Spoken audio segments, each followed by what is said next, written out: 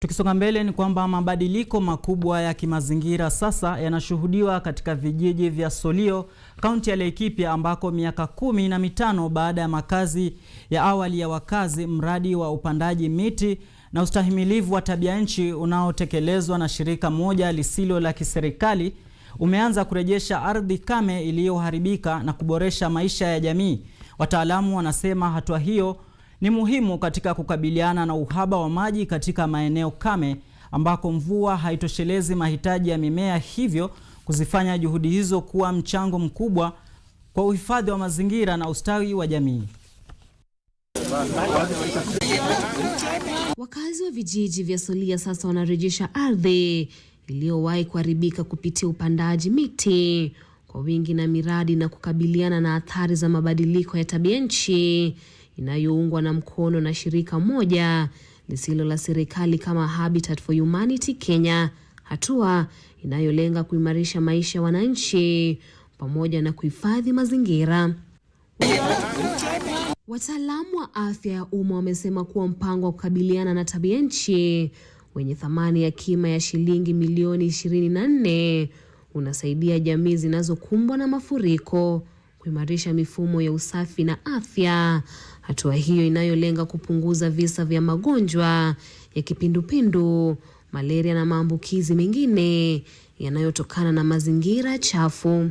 We are also building flood resilient latrines. As you know, now that we have a lot of climate change impacts in this area, when it floods, the latrines become a problem.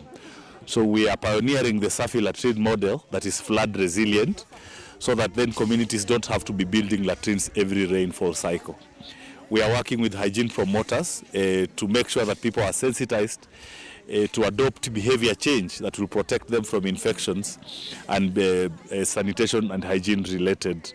Wadau hao wameeleza kuwa wakazi wa eneo hilo wamepokea vyema mradi huo, ambapo wakulima sasa wananufaika na mavuno bora pamoja na kuimarika kwa maisha yao kupitia mbinu za kilimo endelevu na hatua za kukabiliana na athari za tabia nchi.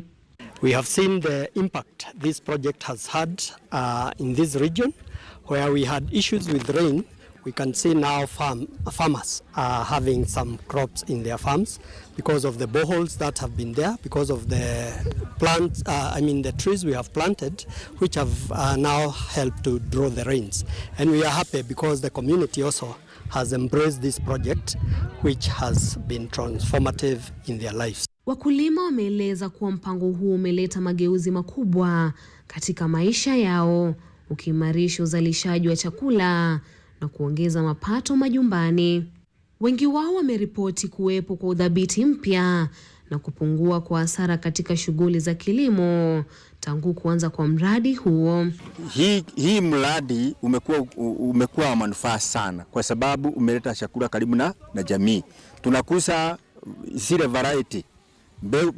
Ukiangalia maharagwe ambayo tunakuza ni ile certified.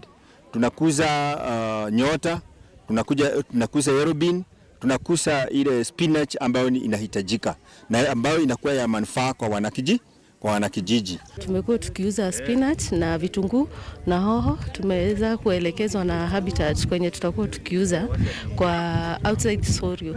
Hata kuna wakulima wengine wamekuwa wakikuja kwa hii shamba kutununulia hizo boga, spinach na sukuma wiki. Kwa mujibu wa Umoja wa Mataifa, maeneo kame huchukua 41% ya ardhi ya dunia na 66% ya bara la Afrika, yakihudumia zaidi ya watu takriban bilioni 2 pamoja na kusaidia idadi kubwa ya mifugo duniani, jambo linalodhihirisha umuhimu wake katika usalama wa chakula na maisha ya binadamu.